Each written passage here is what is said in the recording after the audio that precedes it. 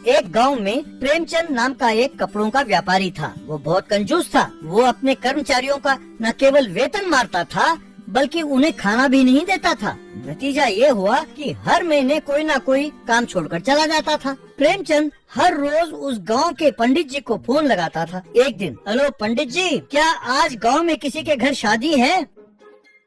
आज कोई शुभ कार्य नहीं है, बंसीलाल का ही भोग है। धन्यवाद पंडित जी। वैसे हर रोज फोन करके गांव में हो रहे शादियों और कार्यों के बारे में पूछते रहते हो, क्यों बेटा?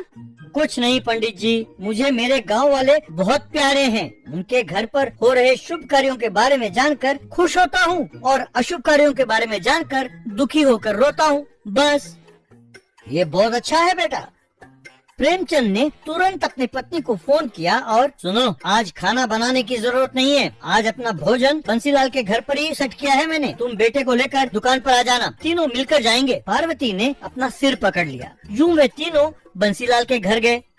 वहाँ उसके फोटो पर हार चढ़ा हुआ था। बंसी, ये तूने क्या किया यार?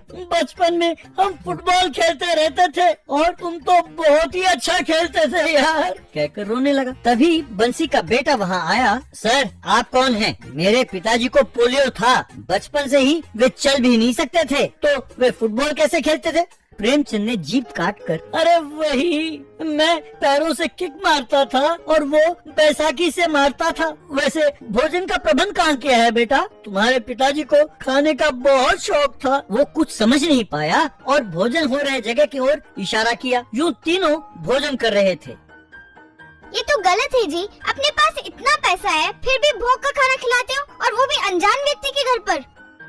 चुप रहो। पैसे कमाने वाला ही नहीं, पैसे को कैसे बचाएं ये जानने वाला ही मनुष्य है। दोनों पेट भरकर खाओ, रात को खाना नहीं है। पार्वती और बेटे एक दूसरे को देखने लगे। घर पर बिजली बचाने के इरादे से टीवी भी नहीं खरीदा, फैन भी नहीं लगवाया, बस हाथ वाले पंखे से ही काम चलाते थे। अजी, खाना बनाना है, सामान और सब्जी दीजिए। प्रेमचंद अलमारी खोलकर एक छोटे से ग्लास में आटा, 2 आलू, 1 प्याज और आधा चम्मच तेल देकर, आज इसी से खाना बनाना, वैसे ही हर चीज महंगा हो गया है, कहकर अलमारी को ताला लगाया। पार्वती को समझ में नहीं आया कि वो क्या करे। राहुल को बचे हुए कपड़ों के टुकड़ों से पैच वाले शर्ट सिलवा कर देता था। इससे राहुल को अपने दोस्तों के बीच अपमानित होना पड़ता था। घर में कोई रिश्तेदार आता तो उसे चावल डालकर एक बड़ा स्पून रखता था। वे उस स्पून से कैसे खाएं ये समझ नहीं पाते थे और खाना वहीं छोड़कर चले जाते थे।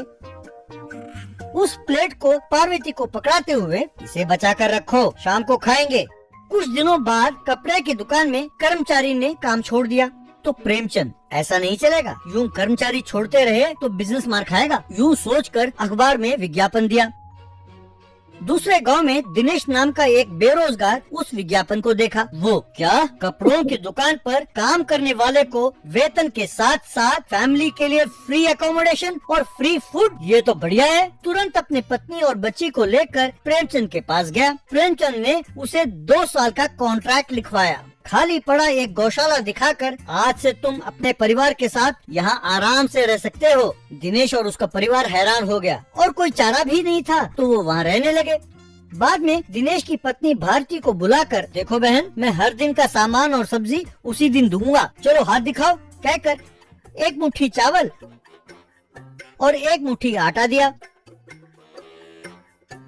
एक प्लेट में 1 टमाटर, आधा प्याज, 1 हरी मिर्च और आधी चम्मच तेल दिया। भारती ये देखकर हैरान हुई।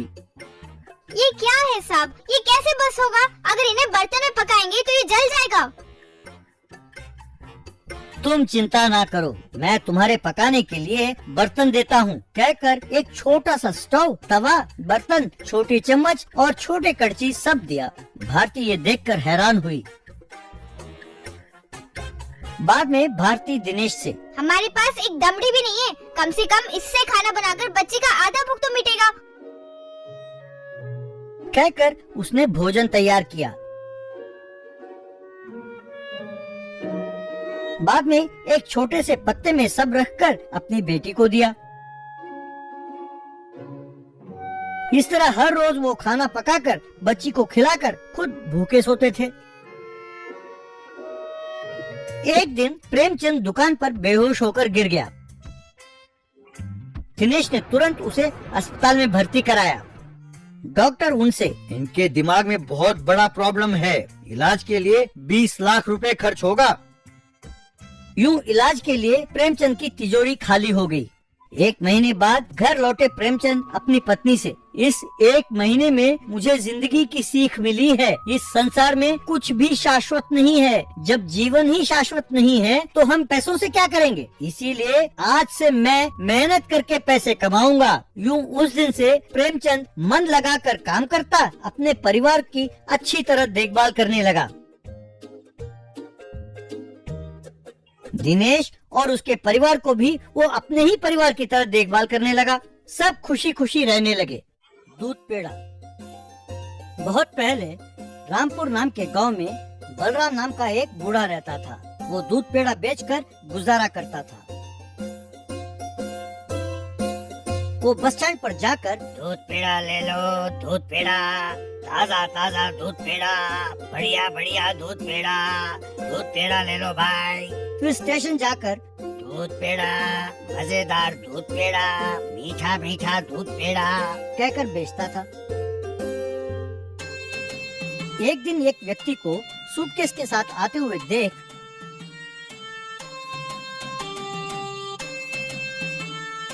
साहब ले लो, बढ़िया दूध पेड़ा, अच्छा है साहब। व्यक्ति, अगर इतना ही अच्छा है तो तुम इसे घर में बैठकर खाओ, हमारे पल्ले क्यों बांध रहे हो? बलराम, ये क्या बाबूजी, लेना हो तो लो, नहीं तो रहने दो, जबरदस्ती तो है नहीं, बेचना मेरा काम है, क्यों साहब? वो व्यक्ति, इतने दिनों से देख रहे हो ना मुझे, कभी मैंने खरीदा है, फिर भी हर रोज आकर मुझे तंग करते रहते हो। क्या ये जरूरी नहीं कि तुम पहचानो कि कौन खरीदेगा और कौन नहीं? चलो हटो, मुझे देर हो रही है। दूध पेड़ा लेकर चला गया। बलराम, ये आदमी क्यों हमेशा चिड़चिड़ा सा रहता है? हो सकता है इसे घर में कोई समस्या हो। ना, हो सकता है कि इसके ऑफिस में प्रॉब्लम हो। ना, हो सकता है कि दोनों हो। अरे ये क्या, लगता है ये सूटकेस भूल गया।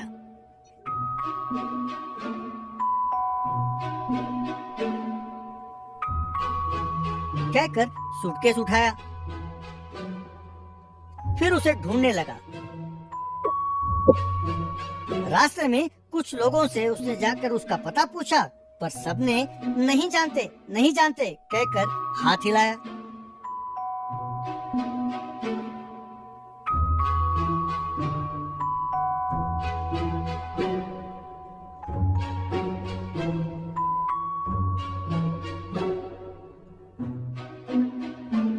आखिर में एक नारियल वाले से पूछा, नारियल वाला, आपके कहने से लगता है कि वो निरंजन बाबू हैं। वो देखो, वही उनका घर है। यूं बलराम एक बिल्डिंग के पास आया। वहाँ गेट के पास 2 कांस्टेबल थे। अंदर कुछ लोग कोई मीटिंग में थे। उनमें निरंजन भी था। उनको देख बलराम सूटकेस दिखाता हुआ, साहब ये देखिए, साहब आप ही का सूटकेस है, मैं आप ही से कह रहा हूँ, साहब कहकर चिल्लाने लगा।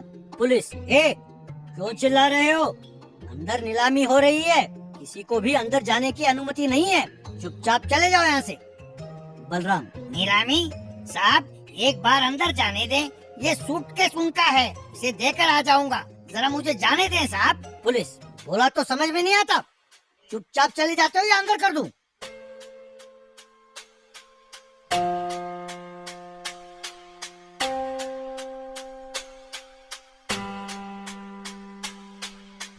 तब बलराम ने सूटकेस खोलकर देखा तो उसमें बहुत से पैसे थे। तब बलराम, अच्छा तो ये पैसे नीलामी के लिए ले जा रहे थे, अब उसे उन तक पहुंचाऊं कैसे? अंदर एक व्यक्ति, निरंजन जी, आपने जो घर पर कर्ज लिया था, हम अब तक कई नोटिस भेज चुके हैं, आपसे कोई जवाब नहीं मिला, तो अभी हमें 20 लाख में खरीदने के लिए एक व्यक्ति तैयार है। 25 लाख, 25 लाख 1, 25 लाख 2 कहकर बोली लगाना शुरू किया। तभी बलराम को सड़क पर एक सांड दिखाई दिया।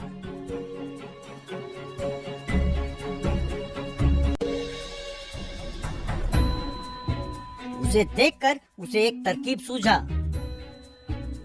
तुरंत सांड पर बैठकर ए, अपना कमाल दिखाओ बसवा कहकर चिल्लाया। बस वो जोर से आवाज करते हुए गेट की ओर भागने लगा। उसे देख पुलिस ठहरो ठहरो कहकर चिल्ला रहे थे। फिर भी जब वो ना रुका तो वो हटकर खड़े हो गए। बलराम सांड के साथ गेट के अंदर चला गया। गोली लगाने वाला व्यक्ति सांड को आता देख गोली लगाना रोक दिया। निरंजन ने बलराम के हाथ में सूटकेस देखा। बलराम ने सांड पर बैठे बैठे सूटकेस को निरंजन की ओर फेंक दिया। सूटकेस को हाथ में लेकर निरंजन ने जोर से मेरी बोली है 26 लाख, मेरी बोली है 26 लाख कहकर चिल्लाया। बस 26 लाख में कोई खरीदने वाला ना होने के कारण सब एक दूसरे को देखने लगे। बोली लगाने वाला निरंजन जी 26 लाख में इसे खरीदने के लिए कोई आगे नहीं आया, इसीलिए अब ये घर आपका है, ये लें इसकी चाबी। निरंजन ने जो घर पर कर्जा लिया था उसे चुका दिया।